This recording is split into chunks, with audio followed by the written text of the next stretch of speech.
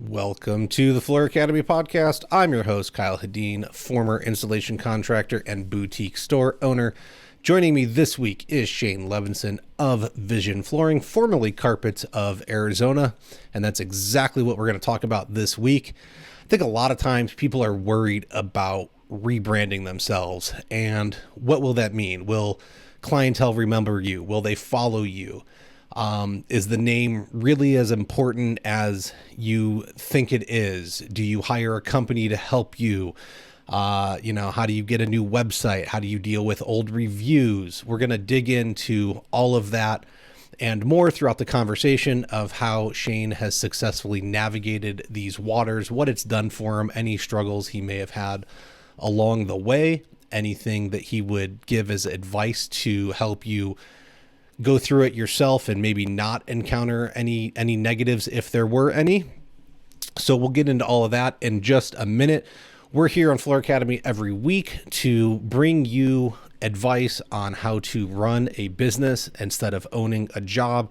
And we're tackling something different on every occasion so that you can incrementally improve your business 1% episode by episode by just implementing one thing, one golden nugget, one takeaway, and you will be better as you go. And at the end of a year, you should have a significantly different business that lets you be more efficient, more profitable, take up less of your time, and lets you do what you really want to do, which for a lot of us, I know, was spend more time with family, have more money, build an actual, like piggy bank for ourselves. And then you open up a business and you're working 24 hours a day, 7 days a week, and it's not everything you thought it was cracked up to be. So you take the best of the best from around the globe here and implement a little bit of what everybody's saying, and you end up with something better, and then you get what you actually dreamed of, and you don't have to struggle anymore. Before we get started and have Shane introduce himself, I've got a quick word from one of our sponsors. Attention flooring professionals, elevate your craftsmanship with the finest tools and supplies from tiletools.com. From spacers to saws, we have everything you need for flawless tile installations. Plus, we offer top-notch customer service and fast shipping. As a special offer for Floor Academy listeners, you can use the code FA10 at checkout to receive an additional 10% off your order. Don't settle for less. Visit tiletools.com today and experience the difference in quality and service that professionals trust. All right, Shane, welcome to the show. Thanks for joining me. If you wouldn't mind telling everybody who you are, what you do, and why you do it. Yeah, I'm Shane Levinson. I'm the owner of Vision Flooring here in Chandler, Arizona, and do it because this is what I've known for the last decade. So we are searching and seeking to grow it big and make an exit here in the next 5 to 10 years. That's okay. So you don't want to necessarily do it forever and ever, kind of build an asset, hang on to it. You're looking to build it, sell it, get out. What's next? What's on the radar? What's interesting you? Yeah, I'm honestly really passionate about politics. So more than likely we'll enter into that arena. I've done a little bit in the past, and that's the arena that really gets my my fires roaring. So Okay. more than likely that's where it's going to end up. So next mayor of Chandler, Gilbert, wherever you're. Yeah, we'll see. In 20 to 30 years, I'm hoping governor of Arizona. So we'll see what happens. You gotta start small. I was president of the HOA board for like I was on the HOA board for 6 years and president for like a year. And man, that was to deal with it at a larger level than that. I can only imagine, because the BS that happens on such a small scale was nonsense. Oh yeah. But good for you. Right on. Okay. So let's start with, you've been doing it for, about 10 years, a little over, and started with your dad. I think most people that have listened to the show know Jerry just from the online space, or have caught an episode with him. If you haven't caught an episode with Jerry Levinson, search use the search bar and put Jerry Levinson and Floor Academy in and check out his episodes. They're very good. But you guys, there's two rebrandings here, actually, because you bought out another brand just for their space and whatever inventory was left, if I remember correctly, and then you named it Carpets of Arizona, and then built that up. So I don't know if we want to start that far back. Yeah. Yeah, let's do it. I mean, Okay. we got into the industry, and neither my dad or I had any experience in the industry whatsoever. And he knew of a business owner down here called he had owned a business called the Carpet Broker, and they were unfortunately going under. And we just saw an opportunity because this was 2015, Hmm. most flooring companies weren't even on the internet yet. So we saw a great opportunity to come in with some good marketing and really emphasize the customer experience to gain some market share. And it worked out really well. We started with Carpets of Arizona, started marketing that name. The first year was really, really rough. I remember one month I think it was April of 2015, we did 12,000 in sales Oof. with payroll like 12,000. So it was a real rough start in the beginning, but Hmm. then our name started getting out there more, and we've been on a good growth track up until kind of the whole industry took a slide in 2023. Well, I don't, it's not even the industry. It's the economy in general, if you ask me. Yeah, But yeah, it's not as easy as it was when the money printers were running and that oh COVID money gosh, was there and nobody was able to do anything except improve their home. So it's yeah. definitely a different environment now. So you looked to rebrand. You went from Carpets of Arizona, did very well under you and your father. You grew it. Like you said, 40% annual growth for 7 years, and so you bought out a stake and you kept it that way for a while. So it looks like you did 2 years as Carpets of Arizona.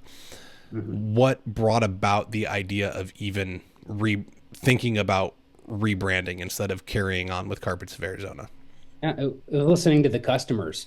I'd hear customers talk about one, they'd get our name wrong constantly. It'd be America, Carpets of America or Arizona Carpets, or we'd have customers who would call us back and say, "Hey, can you retack our carpet? We just got vinyl plank put in."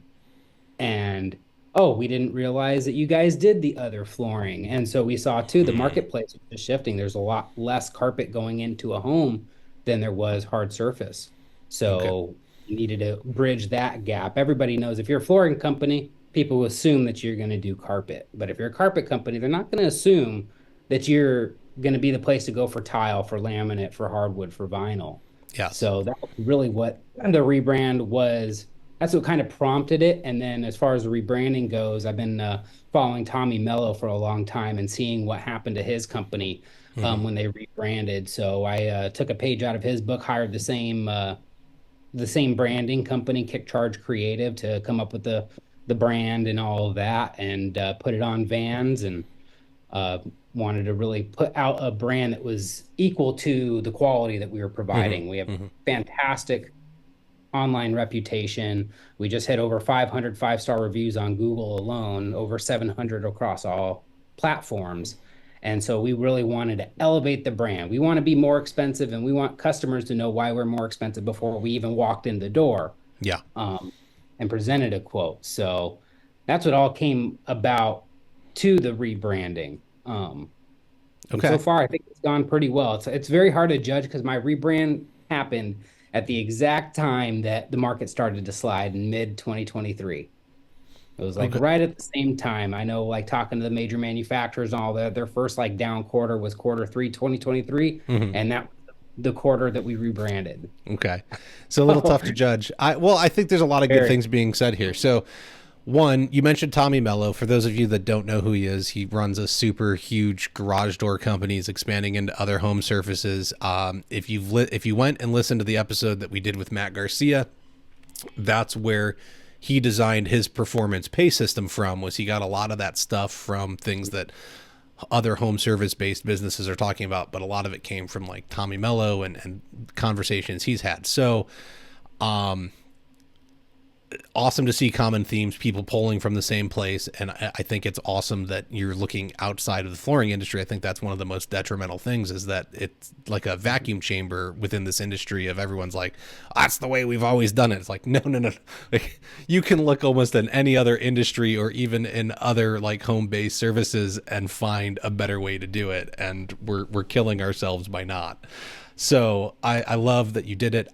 You said you hired a company. So what does that look like to hire a company and that's going to completely I know another local company, Floor Dozers, that hired a branding company, and they designed the shirts, the truck, the logo, like the messaging, right? They came in, they did everything. And it's probably one of the best things he's ever done because it helped him appear way bigger than he was sooner. So what do you think you got out of hiring a branding company? I think we got the same thing. You know, you look at our branding and stuff, you think that this is a bigger company. I will say that it's like I said, so hard to judge just because of the way that the market shifted at the same time as the rebrand. And I feel like whenever we go into a stronger market, the fruits of all of that is really going to hit at that point in time. But to be able to have a wrap vehicle, you know, in our industry, it's all subcontractor based. The big guys in town, Expresses and Empires, everyone from their salespeople to their installers are subs. So their brand is only on the TV screen. And in Kickcharge market research, that's something that they realize is, you know, nobody is branded on the roads. Yeah. Nobody's got a driving billboard. So I wanted something that if people saw out there, it'd be memorable and something that has an elevated sense to it, that this isn't a chuck in a truck. We've actually had, I love it. One of my designers, she said she pulled up in her van and walked up to the front door. The guy opened the door, looked at the van, said, "Nope, you're going to be too expensive."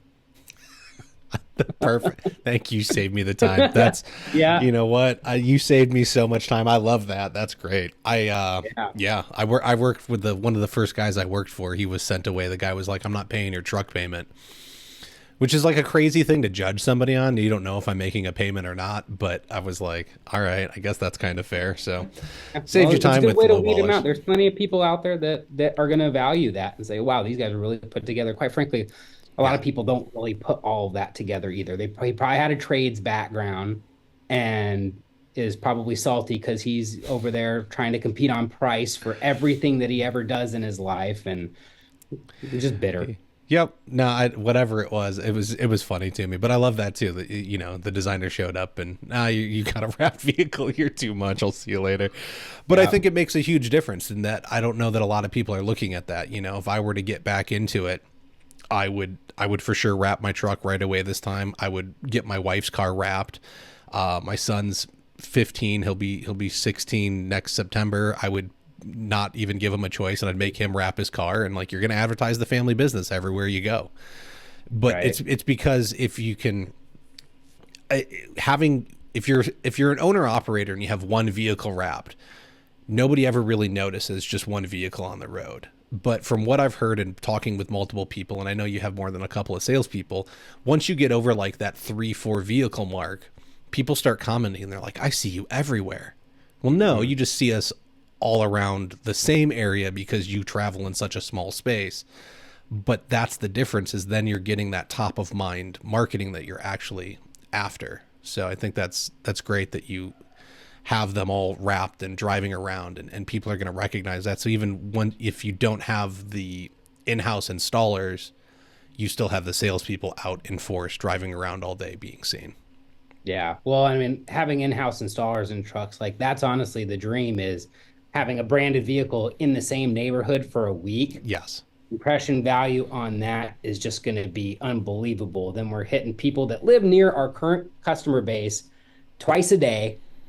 Every single day, I get 20 impressions on that week-long job from each person in there. I feel like if we were branded in the neighborhoods while we were doing the work, I mean, that's the best place to be branding.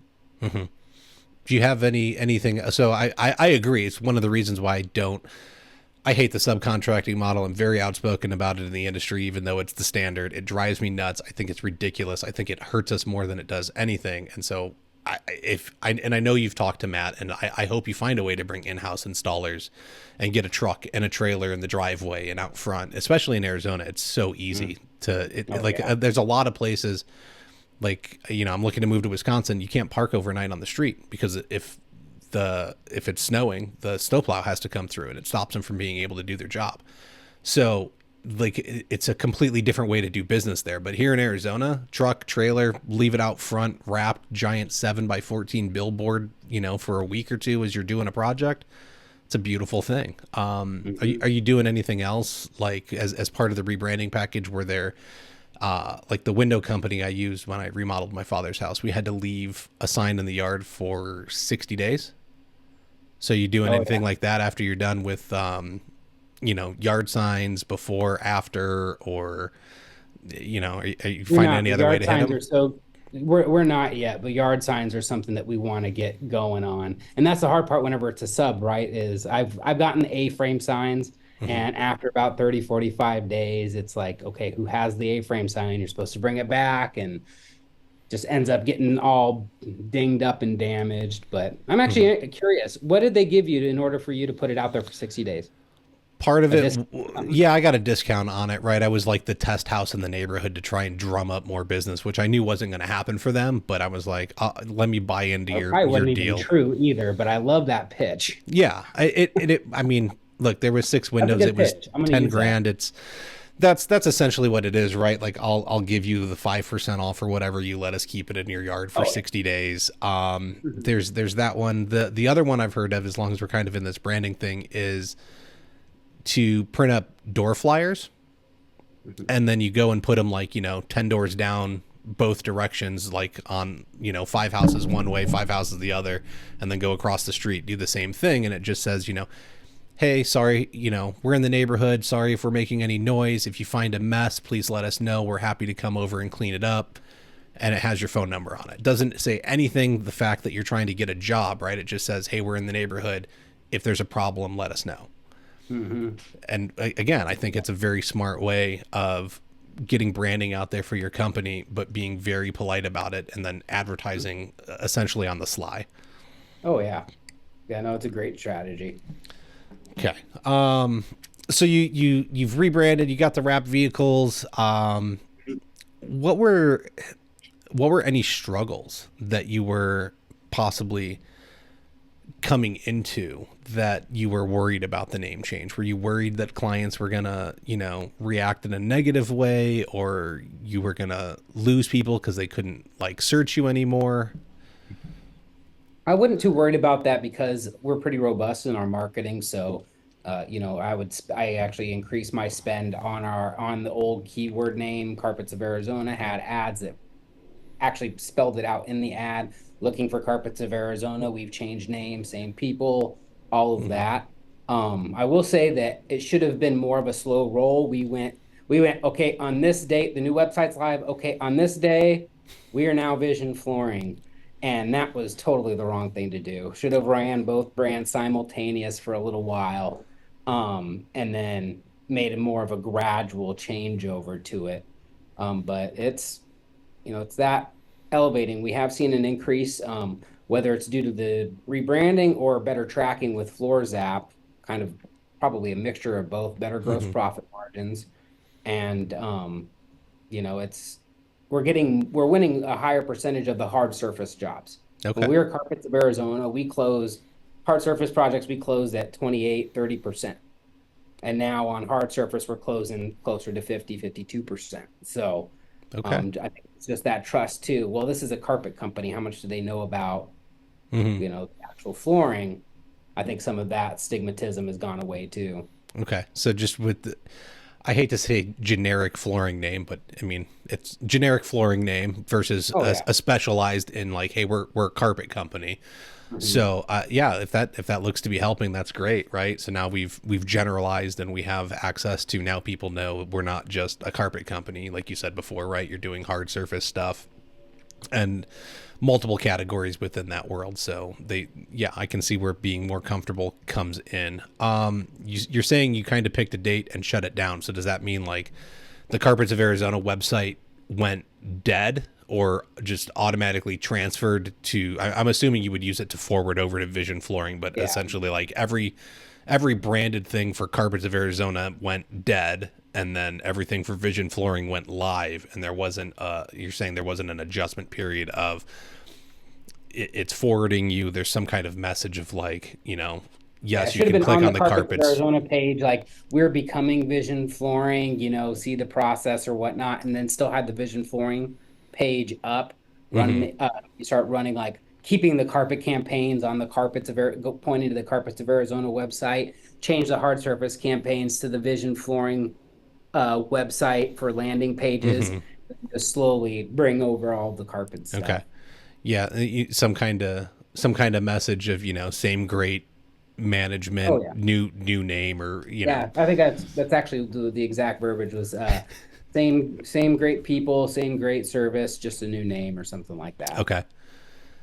Uh, what about getting the assets designed? I know people struggle to, as small owner operators, that are in the flooring industry. Generally, we're really good at flooring stuff. So you give us a website, and we have no clue what we're supposed to be talking to that website person about, how to hold them accountable. But to rebuild all the assets and get everything from one space to another space moved over, what was that process like?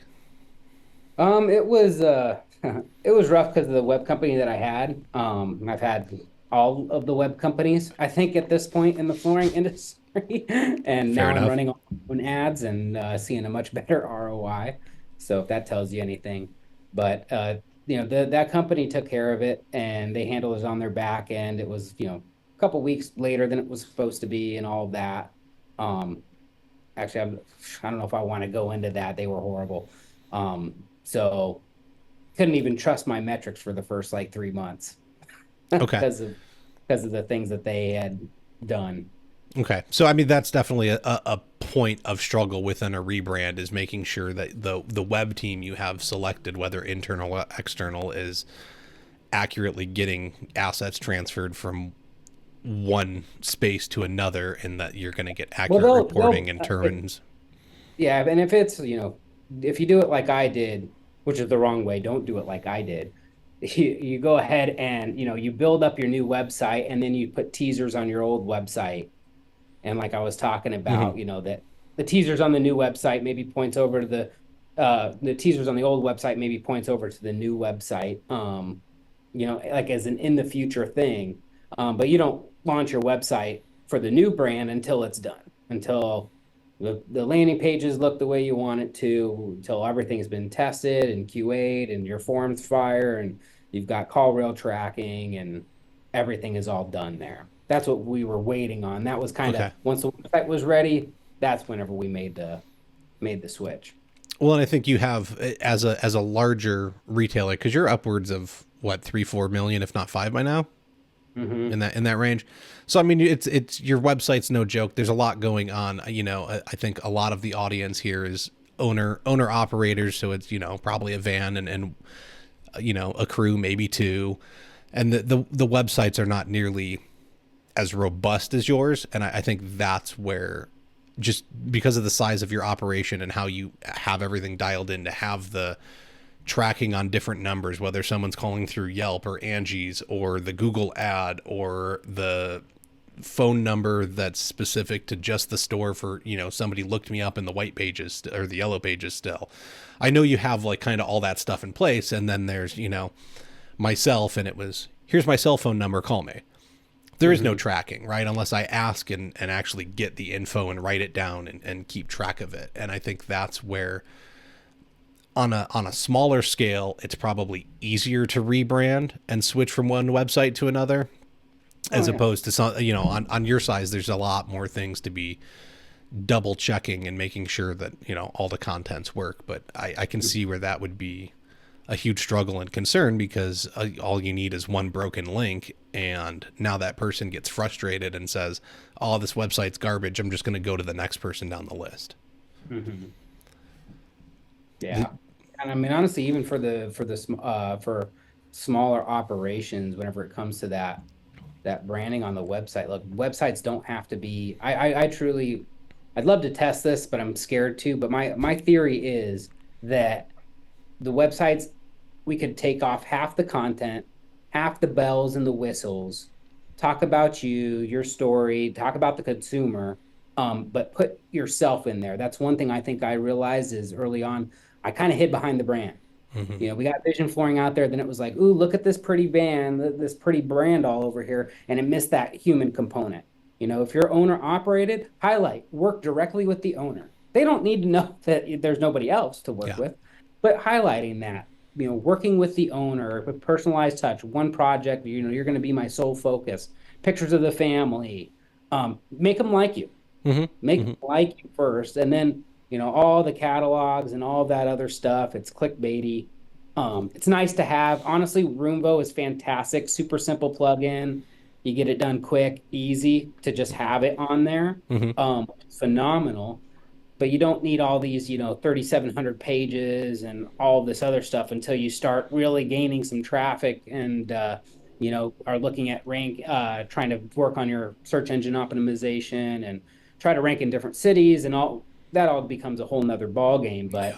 But Yeah. for the beginning, just to start getting a few leads, if for a lot of guys, if they got 10 leads a month off of their web presence, that'd probably be a pretty nice increase.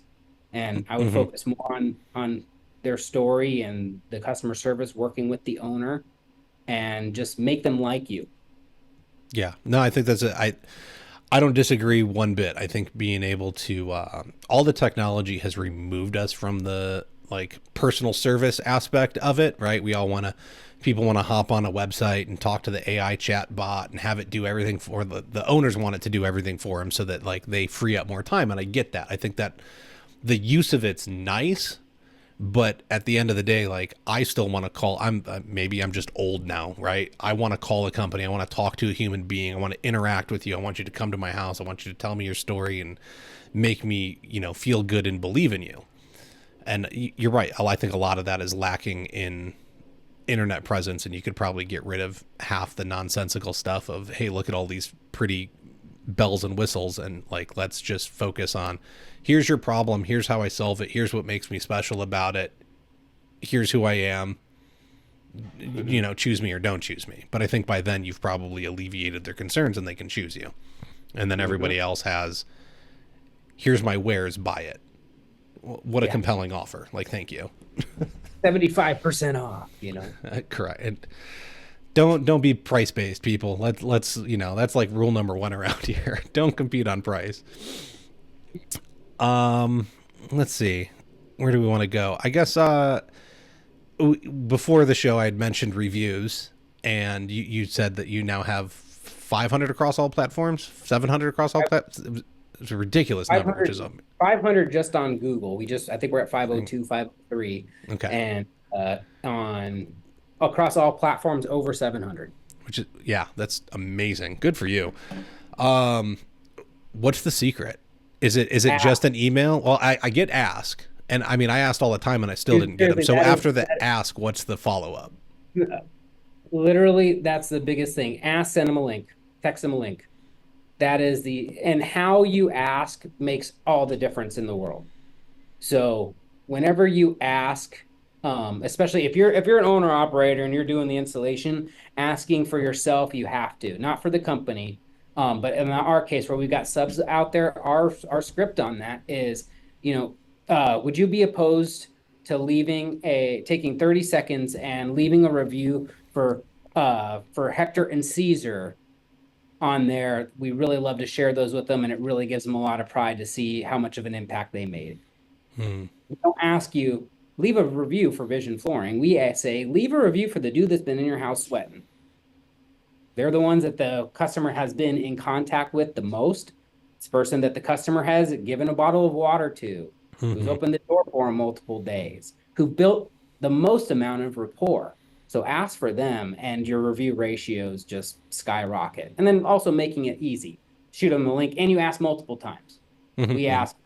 I'm still really not good at getting the installers to ask. I think a lot of them still feel a little awkward about it. But we ask our installation coordinator when they call to check up on everything, she's asking. Then the designer, whenever they're following up, just to make sure again that everything's good, they're asking. So asking repeatedly and asking for the person that was in the home doing the work, it's amazing what a difference that makes. Okay. There you have it, folks. You got to ask multiple times. Stop asking awkwardly too. Do not be shy and bashful about it. This is your company. You want it represented well. Chris Voss, I always like the Chris Voss strategy. Would you be opposed to? No. The idea, no is a powerful thing. You want them to say no, which means yes, I'll give you a review. And people feel good at no, like they're saying. So, would you be opposed? to leaving a review for such and such who was in the home, not for the company, for those people, and they would greatly appreciate it. I had Look. one kid. I had a service. There was a plumber I had to hire for a project or something, and he called me, and he actually said, if you could leave a review for me, it would be great. It's helping me to, achieve my goals and my dreams whenever I get those reviews. And it was beautiful. I was like, yeah, send me the link right now. I'm going to do it. He solved the problem, did it quick, communicated. I'm like, done. Yeah, send me the link. And asking, especially for the installers out there, I mean, that's something too. If you're an installer and you're a sub working for other companies, being able to get that company reviews, I think that's something you negotiate on. Hey, I want to get you a bunch of more reviews, but I would like to be compensated for those reviews. How does $50 per review sound? Most flooring companies would be happy if you took that off of their plate. Well, quite frankly, most flooring companies have like 80 reviews. Yeah. So if you ask every single customer as an installer, if you ask every single customer, you got the link you do a Google search, get the link, and you had the customers do it, and you were getting reviews for the companies, those companies would be happy to pay you and then say, "Hey, how are you doing this? What's your take here?" I think that is an excellent tip in order to try and, not only help the installers out, help the relationship out between them and the company, but then get a little extra money in their pocket. Like there needs to be an incentive for you to help build somebody else's brand, I think. And so that's a great way to go about it. If it is your own company, I like the, you're making it easy for them is what I picked up on, is you're not only giving a small set of time by saying, hey, would you mind taking 30 seconds? Not, would you mind taking 5 minutes? And then you're giving them the link right away. Here, I'm going to text it to you. You can click on it. You can do it right now while I'm walking around and doing the wrap up paperwork. And so by, you kind of back them into a corner to force them to do it, but it's not in a negative way. That's the key. I think everyone's always like emailing it out, asking as they're walking out the door, sending it as a text and as a follow up. And it's not, there's no pressure on it. And if there's not any pressure, then people are more likely to be like, yeah, I'll get to it. And then they never get to it. You want to give them the opportunity to do something nice for the people that you just got to build some rapport with, you know. Like I said, the customer's giving you waters and doing these things and building that rapport, and they're grateful, most of them. We always have those crazy ones, but most of them are grateful and appreciative of the service and everything. And, they would like to do something. I don't know what you guys' percentage is on getting tips, but I would be shocked if my guys weren't getting tips out of 50 to 60% of our clients. I'd be very shocked. I was never that high. I was probably less than 10%, to be honest. But as the owner, like as the owner and knowing it's a service-based business, I didn't expect it. And so it was always nice. It's welcomed, but I was compensated well enough. Like I didn't need any extra money, but if you felt that good about it, like, sure, I accept it. And we had this guy, I think he actually owned a painting company out here, if I remember correctly. Yeah. He's the owner of one of the painting companies out here. He tipped our guys $1,000. Nice. Gave him $1,000 tip. It's like, man, that's awesome. And I think they do a pretty good job on that. But they do a great job. I just had new installers come in today. I'm like, okay, do all of your leads speak English? No. How many crews do you have? Oh, like 14. Yeah, there's no way you're going to guarantee the quality, guys. It's not going to work. So got really good guys. All of our guys can communicate with the customer. And they do a great job of getting the reviews. I can't remember the last 1-star review we got. Actually, our 1-star reviews are the funnest reads because they're normally pretty ridiculous. So that's usually how it is. You can smell the crazy in them. Like everyone gets so mad about them. I'm like, I'm with you and your dad on it. Like, bring it on. Like, I need one. I need a 1-star review so that people can see not only am I human, but that this person's crazy, and that's all the more reason to go with me. Yeah. No, it helps. Right on. I got to interrupt us real quick, and then we'll get back into this. Utzon has your floor installation needs covered with our extensive range of high-quality products. Whether it's our moisture mitigation system for concrete slabs, subfloor prep products, tile and stone installation systems, or our tooling, we have the solutions for your project. We also provide expert guidance to help you choose the right solution, as well as technical support for your project. Learn more by visiting our website, social media, through our app, or contacting your local rep. If you can't find any of it, UZIN in the app search bar. You're going to download their app. It's got links to the website. You can search for your local rep. It's going to give you the phone number. Their app has the calculators in it so that you can figure out how much product you need for everything. And once you get a rep out on your project, hands down, some of the best reps I've ever dealt with. No questions asked. Go give them a shot on your next project, guys. Okay, Shane. Rebranding. I'll second that on news, and they were really good. They came in and gave for us. They were awesome guys. Did you have a rep out? Yeah. Was it Ray? I think it was. Yeah. Ray's the man. If you're in Arizona, I think he's up into Las Vegas. If you're listening and you're in those areas, get Ray on your project. Ray's the man. Great guy, great company, but like he's awesome as a rep. So, were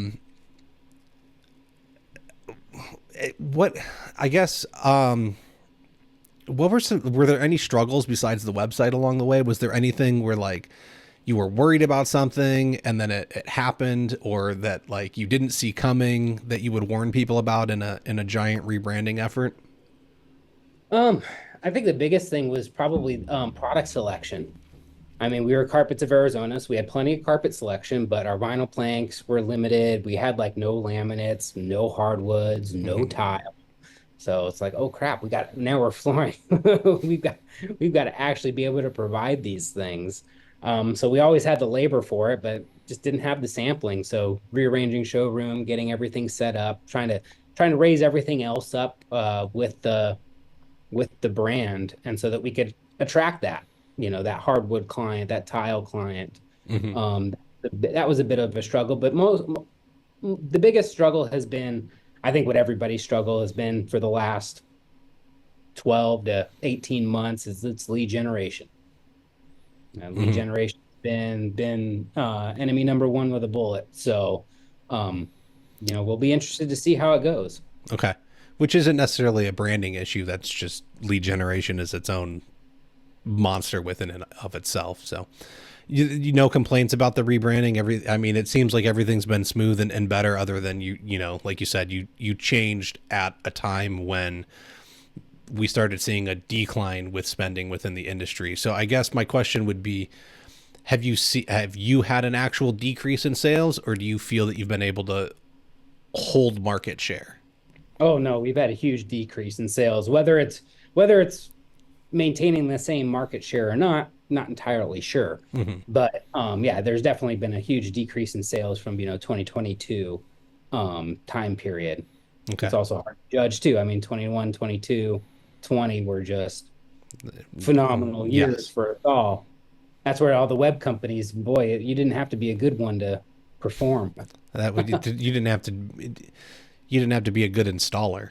Your phone your phone rang no matter what. It was ridiculous. I guess I would go back and look at like 2017, 2018 numbers and see where you're at compared to kind of that. But even within that, you grew so much so fast that even that it's hard to judge. Yeah. And I mean, we're up from, 2019 numbers. We're certainly up from there. I kind of use that as my bellwether to just not make me feel too bad.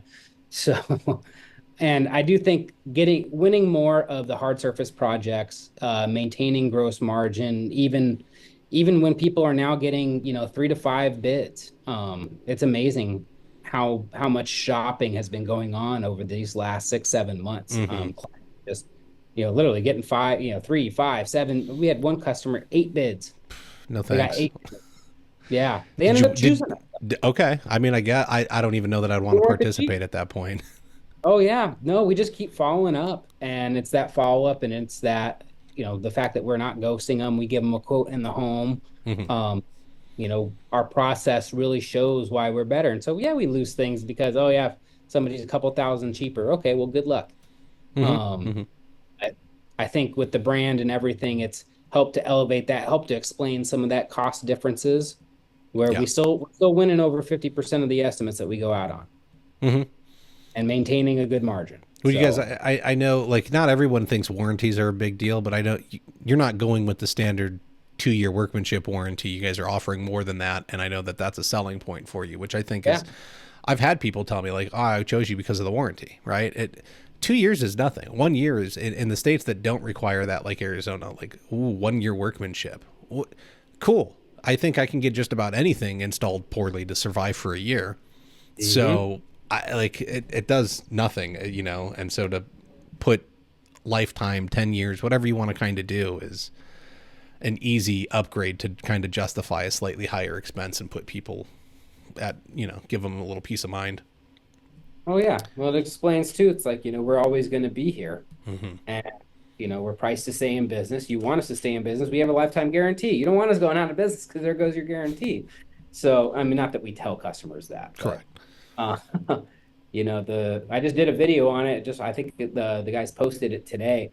Our lifetime guarantee is one page, not front and back, just one page, regular size text. No lawyers wrote it. We just do what we need to do to take care of the customer. And Mm-hmm. we just had a project. I actually got I think he might have been our 500th review, maybe 501st. A guy's named Mike. We installed his project like 3-4 years ago. Bad installers at the time. Uh, we went out, fixed some things, I think twice, and then he was having issues again. And we said we found something else. It's like, hey, all right, let's just go ahead and put in a claim on this, see what the manufacturer says. Shockingly, manufacturer said, yeah, there's a defect there. We'll cover it. So Okay. we end up replacing the floors. He leaves me this big, 3 paragraph, 5-star review about all these things that went wrong and how we took care of it. Mm-hmm. In the end, guys just tickled pink. And Like those that's are the best ones when you bend over backwards for people, but it's the right thing to do, and then they're yeah, appreciative of it. So absolutely. very And cool. so, not scared of the customers. I mean, we spend a fair bit on warranty work, with restretches and all Mm-hmm. of that. We're working on some ideas on things that we can do to offset a little bit of that. But at the end of the day, I'll take that referral. I'll take that repeat.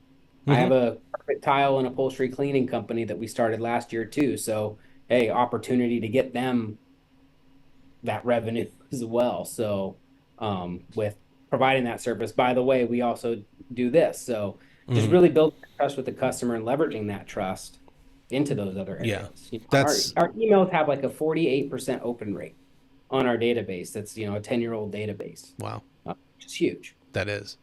That's very big. I get that. That's going to be, I think, my last question, kind of about branding, and then if we kind of explore some other stuff. As part of the rebranding stuff, did they come up with any campaigns for you to use to help send out emails or help build out marketing campaigns moving forward using that branding? Was there anything like that, or is that still all lie on you and a separate marketing company? Yeah, I have if I remember correctly, I think the company offered like the whole, like they could handle it all, or am I just hiring design and all that, and we'll do the implementation. Okay. And I think we did the implementation. I had a marketing director at the time, and we didn't get as loud about it as we should. We should have. So definitely lost Hmm. opportunities all over the place with the Okay. rebrand. What about But did you, I guess if you rebrand, you could do another grand opening and get the chamber involved. Was that a we did thing? do that. Okay. We did do that. Yeah, earlier on this year, we did do that. Got the chamber involved, and it's just a reason to get loud. Hmm. You know, having those things, just a reason to raise up your hands and say, "Hey, look at me." The biggest struggle for any owner is to get loud about themselves, I think, because we feel like we feel bad, right? Oh, I'm bragging about myself, or I'm talking about. If you don't promote yourself, who's going to promote you? It's true. It's sad. I actually just started sharing my own content like in the last couple of months. I've been paying somebody to create daily video content. It's like I'm not even sharing this. What am I doing here? So Yeah, it's hard. I had to get over that. Definitely.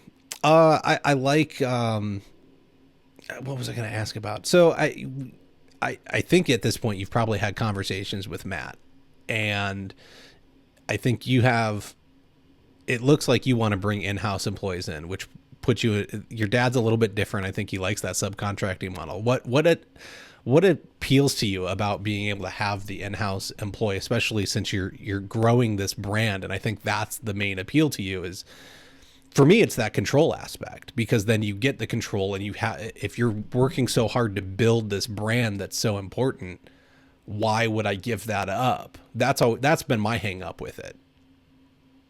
Yeah, I branding is branding and culture Mm-hmm. are the two reasons. And it is something that's difficult, especially whenever it comes to from a subcontractor background. Okay, I'm going to issue you a W-2. I can pay you the same exact amount of money, and I'm going to get charged tons more in workman's comp, all the other things, and I'm going to pay more so you can make less. Is what ends up happening because, as a subcontractor, I don't know about you, but I don't think most of them are paying too much in taxes. They're smart. They're writing down their incomes, and I mean, get it. We all do I, that. mm, So I, that's I, the hard part. Is it's saying let me pay you more so you can earn less. I That's where disagree. it's I don't challenging. know, man. I think that most people, if they found a reputable, good company that was really looking at the numbers hard, they'd probably end up about the same, if not better off, because Mhm. they'd have more time to do stuff. You could go install 10 hours a day instead of, if you wanted to, you could install 10 hours a day and get to more projects, as opposed to have to install 8 hours a day and then go look at projects every day. You don't have to go home and deal with the paperwork anymore, right? Like I think they Well, I think, constantly like look at it I as mean, less money, but they don't look at the hours saved from not having to run the company. but it's different too, though, because I mean, like all of our guys, I'm sure they do some side jobs, Mm-hmm. but not a lot. Like they're not bidding a lot of projects. They're not really running a business. Correct. It's And that's what I'm saying. Like they'd be better off having like you manage the taxes for them, right? Because if they're not paying them, how far behind are they? well, What are the chances well, of being able to buy a the house cycle, because they like, don't have good records? Like oh, all like well, there's all these little things that to me add up, and like I don't know, it just yeah. The it's cycle is the same great. from every single installer ever heard of. It's like the first, you learn from an uncle, a brother, a dad, and then you go out on your own. And for the first 10 years, you make money, you forget about taxes, then you spend the next 10 years paying off the taxes, and then you got to kind of you get your flow and you kind of figure it out. Hmm. And you can make a great living doing flooring installations. You can make a phenomenal living. Sure, I but know. all of them say the only way you'll ever make money is to go out on your own. But like again, I don't believe it's true. I think that there are good companies that could pay well. Like if you're. But then that's where it gets to be the hard. Let's just say, just for a number, if I pay a guy $250,000 a year as a Mhm. subcontractor, that means, whatever he ends up being able to write off all of his tools, all of that other stuff, um, who knows what he's paying in taxes. The question is now if I pay him as a W-2 250,000, it's actually going to cost me about 320,000 after matching taxes and workman's comp additionals and all those other things. But the question is like, is he actually going to make more money, or is he going to actually make less money Okay. in his pocket take home? So the way I've always looked at it, and this is I think is the key, is you're looking at adding on having to match that stuff, and I consider it total compensation package. So I would go and say, okay, you made 250 grand. Well, what does that actually look like? Okay, well now I'm matching your taxes. Technically, when I match your taxes, that's part of your income. So that's included in that. I have to pay workman's comp on you now. That's technically income. If I have a company of a certain size, I have to provide benefits. That's income. I'm providing you with a truck. That's income, right? You don't have to. Here's a company truck. You don't have to own a truck anymore. It's your choice if you want to. I could provide them with a cell phone. That saves them $100 a month and $800 every 2 years. That's, income saved to them. So I get benefits on my side, but they can have some benefits on theirs. They don't have to pay a cell phone bill anymore. They don't have to pay a truck bill anymore. They don't have to pay the oil changes anymore. So like, I think if you can find a way to structure it, it would, and you actually sat down and explained it to some of them would look at it and be like, oh, wait, I can actually end up better because I'm going to put more money in my pocket because I'm losing these expenses. Mhm. And I see that too. It sounds great until the first paycheck comes and it's like, well, this is half of what I used to get per week. You don't have all those extra expenses, but and that's something. I mean, I quite frankly, I played around with. I had an in-house crew for a little bit. The Okay. compensation package was not good. I don't. I totally understand why that didn't work out, and they weren't really the right guys. But it's something that would be. It just got to take a lot into consideration, and then the really good installers. They're the guys that have it figured out. Look, I got two guys. One of them just moved to Alabama. Both of those dudes have raised 11 kids. One has 11 kids, one has 12. Jeez. They're like with all the best equipment ever. They had Hmm. dustless tile setups. They have the nicest trucks, the nicest trailers. I mean, every tool imaginable. Yeah. They also pumped out the most amount of work, but then they raised that whole family off of subcontracting as an installer. So Hmm. it's like, especially those guys that have been doing it, they got their system figured out. They know how to pay their subs, all of that, or their helpers, all of that. Like it would take quite a bit of selling. And I actually I think it would be better. I think it would be a better thing for the company and for them. It's just getting over that hump of like seeing that first paycheck. Oh, I I'm used to making 8,000 a week. This paycheck is for 4,000. I agree. I don't think it's for everybody, and I don't think you're going to get everybody. A guy like me, like I came in and I talked to whoever was in charge at Carpets of the Arizona at the time, and it wasn't going to work. I wasn't going to get paid what I wanted to get paid as a subcontractor when I could just as easily create my own lead, go out and get all the money. Like, why was I going to make less when I could spend like the 2 hours I spent, talking with you guys and sitting down and going over it all? It's not a knock at what you're paying anybody, but for me, it was like, well, I can put 2 hours into generating a lead, probably get one, and then go close it, and I get more. I wasn't hurting for work, and so there was no need to like get myself tied up in something that could potentially stop me from having my own leads closed, which then would have cost me money. And Yeah. like I'm just not a good fit for that system. There are other guys that love it. They love being, just having to show up and get a work order. But at that point, why do you have the company, right? So but there's other guys that have it dialed in. They have a system. They're running multiple crews. They want to be a workroom and come and service a retailer or two. That's a different model from the guy that wants to show up and just get a work order. And then there's the guy like me that doesn't want anyone touching his pie. And so I think there's variations, but I think is the problem lies in the culture that we've bred within installers over the last 40, 50 years of you're not going to make any money unless you do it on your own. But then nobody wants to teach you how to do it on your own because they're all afraid you're going to go steal their work. Hmm. So we're not teaching anybody to do it well. And then we're not paying them well because nobody knows how to run the business and make money at it. And then they don't want to teach them how to. It's just this never ending cycle. And I think in house installation is the way to go because we're going to have to create training programs. And then you're going to breed the loyalty and the culture you want out of training all of the in house guys. And I think that's what saves us. But that's my Oh, crazy dream. and I love it for long term. Looking at it, it's getting over that hump of getting it going. And I've thought about this as hiring, yeah, and having a system where you've got a lead and a helper, maybe two helpers, but the idea is installers will tell me the helper needs like 2 years of apprenticeship before they're a lead. I think Mm-hmm. that should maybe be one. Depends on the surface, to be honest. You could do LVP and laminate in a year if you have any braids Oh yeah, about and you. that's what I'm But talking about. Yeah, yeah. like the simple stuff. That's most of the market, most of our clientele anyway. So carpet, vinyl, laminate.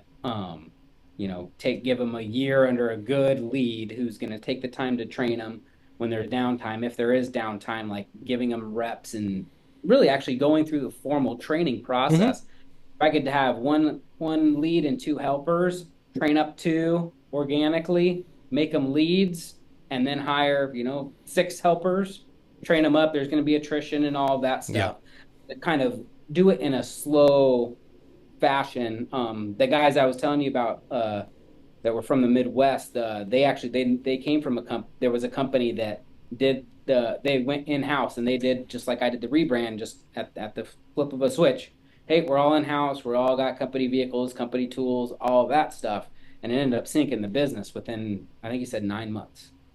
Wow. and just that additional overhead, not having the Yeah. processes, taking somebody from a sub mindset to try to go over to an employee Hmm. mindset. Like Well, there's a lot of risk, and the gain is going to be, 5 to 10 years is where you really see the most of that game. And so that's why yeah. it's a hard thing for a lot of guys to really look at, because it's going to take a lot of work managing installers directly versus managing, like, sales team or a warehouse guy Hmm. is very different. It's going to require a lot more legwork, a lot more time, Yeah. and money. You need a good foreman that's out there that knows what they're doing and how to schedule the guys and what they're good at and how long things are gonna. I get it. Foreman with installation experience that's going to cost you 120, $150,000 a year too. Correct. So So there's other things to overcome. I think a company gets sunk like that other one just because they take it on and the guys the subcontracting model guys go, well, I'm getting paid by the hour now. I got to milk it. I got to milk it. yeah, I And saw there's that. no like they think they're getting like that's the thing is getting them over the hump of I'm getting paid less when you're not. But this goes back to, let's That's get why you Matt still got to Garcia pay in here and talk about his, employee compensation or his, his now I performance can't pay. think of it. I can't think of what it's called. His employee compensation model it's based on like, you earn more as you do more, but Performance pay. there you go. Yes. The performance pay. Right. And so it's fair to everybody, but now it's no longer that like, yeah, I get paid hourly, but then I can make more than I may have even as a subcontractor. So there's an interesting way in making this all work for where everybody wins. And I don't know that anybody's really, I think he's the first guy in the flooring world that I know of that's really putting something out there, testing it and showing like, okay, I don't think I have it all dialed in yet, but I've got it really close. And I think other people will start running with it over the next couple of years, and I think it could be really big. Yeah, I hope so. I think it's a way better way to operate. I mean, I treat my subs as employees anyway, in the sense that, still have some level of responsibility towards them, and Mm-hmm. it's not good. I mean, the horror stories from stores, and I'm sure you've heard more than I could even count, of where large companies or stores just, I mean, they make their money by stealing it from the installers, um, and it's horrible. Let's just say that a lot of people are underpaid for much of the work. Like I still don't understand how carpet rates work. It makes no sense to me. If I have to own about the same amount in tools and have the same amount of knowledge, and then I'm going to go do something that's harder on my body than solid surface stuff, but I'm going to go out for the day and make half the amount of money, it makes no sense to me. Like if my 8 hour day is my 8 hour day, and if I got to earn $1,000 a day, I don't care if I'm kicking in carpet or putting down LVP, I'm getting $1,000. Hmm. So like that's one of the things I think that needs to change immediately is like nobody wants to do carpet anymore because no one's willing to pay, and they're all the market won't bear it. The market will bear it just fine. Go charge it. People aren't going to bat an eye when you tell them like this is the price to get carpet now. Get it or Hmm. don't. I don't care. Here's this other option. But like, if you got to pay your guys, then the price is the price. You can't go to Ferrari and be like, oh, you know what? I only want it for 10,000. Yeah. You don't get a Ferrari for $10,000. It's not happening. And so the price is the price. You just have to go and force it to happen. I think most people are afraid to go rock that boat and say, I guess Well, carpet's double now. And it's scary, but it's yeah, something that needs to be done. and especially from the flooring store perspective, I mean, that is something that is really scary. Okay, I'm going to start, charging way more, not making any more margin, and like, okay, do I go from a 60% closing rate down to a 20%, 30%? I mean, Hmm. that's a scary thing, especially, and as the market increases and we start getting into a good boom Trump economy again here soon, be more likely to do that. And I did raise rates whenever the economy was really good. Um, because it's like, yeah, you're right. I have guys come to me, it's like, hey, this rate just doesn't seem, this is hard. Like, Hmm. okay, all right, yeah, let's change this around. And we did that early on in COVID, raised our rates, and that's how we attract really good guys. And that's how we get those 5-star reviews. It all works together. Hmm. Well, I think a lot of like what I found was, you're scared to raise rates, and then you do it, and then you find out nothing happened. You can raise them like 5-10%. People don't bat an eye. And then you're like, oh, I'm still just as busy as I was. Let me go. And like, I was constant game for me. Like, how high can I go until I start losing too much work to not stay busy? And then I'm like, okay, let me scale it back. If you double your prices, you'd have to lose half of your work to make, to make the same amount of money. So I think a lot of people it gets to be harder on the retail side, especially whenever you're, paying $300 for a lead and for a measurement appointment, and you've got all of that infrastructure tied into there. And it's like to go, you mess that boat going from a 55 to 45% losing ratio. Again, as long as your margin's there, something you could do, but it's just a scary thing to do, especially in a weaker economy. I get it. As a retailer, you have a lot more overhead going on. You have, and if you don't keep a crew busy, they're going to go somewhere else. So if you have a really solid crew, but now you raise prices and you can't keep them busy, it doesn't do you any good because you can't pay them. And then they got to go find work elsewhere. And then you get the workload built back up and they don't want to come back.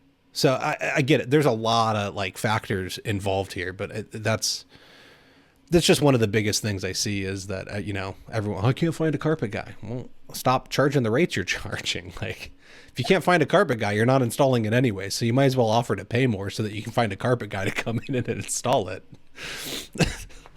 Yeah. Maybe I'm crazy. I don't know. Anything you want to hit on? Whether it's branding or just, a vent about the industry in general, or, anything we didn't hit on that you want to kind of talk about for a minute? Well, I'd say best thing, especially for your audience there, I'm assuming most of them are installers and doing that work. I mean, reviews. I got several installers who've done that, go and they'll look around at different shops and whatnot. And, I just had somebody come in today. If you walked in and said, I'm going to get you 5-star reviews, like immediately you're different than every other installer that's ever walked through the door. And you're providing something that's different than, I'm going to do a good job. We expect you to do a good job. You're a subcontractor. It's your business to do the good job. We're going to hold you accountable to that. What's the extra thing? I'm going to bring you 5-star reviews. Hey, after this many, or, you can talk to them about, as far as your rates, if you've got a rate that's higher than the store, because quite frankly, it's very difficult for a store to be able to give quotes if I'm paying all my installers different rates. It's very difficult. You can't really scale that. So unless they're calling you for each job to get a price, it just doesn't, that's not going to work. And it's an unrealistic expectation to expect a company to be paying all these different guys different rates. So if you can talk about how you can provide more value with those 5-star reviews, I'm going to get you more referrals. Do you have flyers I can take next door to those places? I want a code on there. So if one of my flyers gets you a measurement appointment, I would like to be compensated. Like, wait, so I pay you more if you perform better?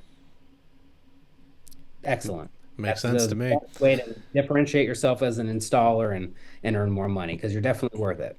If you want to build off of what Shane's saying, don't just get the 5-star review. Take out your phone, get the 1-minute video testimonial so you can post that on Facebook or Instagram or wherever, YouTube, whatever. You get that 1-minute testimonial and you start bringing those in for a retailer. That's gold. That they won't even want to get rid of you. Before and after photos, before and after videos. I mean, a lot of us are paying people to go around and take videos and pictures of places. You're there, you see it beforehand, you see it after. I mean, if that's all the things you went to a retailer, not only am I going to install the floors, but I'm going to do, not only I'm going to do the installation, great. I'm going to get you a 5-star review. I'm going to get your brand on the doors next to you, at the houses all around there. We're going to give you before and after photos that you can use for your marketing. I mean, that's the dude that's like, hold the phone, let's stop everything. I'm actually listening to that phone call instead of, oh yeah, send me give me your information. We'll call you when we got an opportunity. Present that stuff. They're going to be excited to try you out on a job quick. I believe it. You got to be different. You can't, and everyone is supposed to be able to install to perfection. That's our job, right? Going in and saying I'm a great installer means absolutely nothing, because that's expected. So you're right. What do you do above and beyond? Great advice. And those few things, man, they're pretty small, cost very little time, no Mhm. money, and will immediately move you to the top of the pile for any new work. Love it. All right, folks, that's going to do it for us this week. Shane, thank you so much for joining us and sharing your expertise through your rebranding and also, your knowledge as a retail store owner and how guys can do better about walking in the door and trying to get hired. Always love getting that because that's a space that I don't have a lot of experience in, but I also love the banter back and forth from the retail side to the owner operator side as well. So always a pleasure. Listeners, Likewise, Kyle. thank you. Listeners, it's nearing that time again. Time to remind you that the International Surface event is returning to Las Vegas, January 28th through 30th of 2025. Mark your calendars now. Whether you're an installer, retailer, distributor, or work within another capacity within our industry, attending TICE is a solid resource to expand your knowledge and networking base. You can also learn about industry-leading products coming to market, stay up to date with the International Surfaces event page on Facebook, or visit our website at intlsurfaceevent.com. Book your rooms, go to the show, see what's coming out to market, meet some new friends, find a way to improve your business while you're there because you can talk to people from all over the country. It'll be a great time. That's going to do it for us. We'll catch you all next week.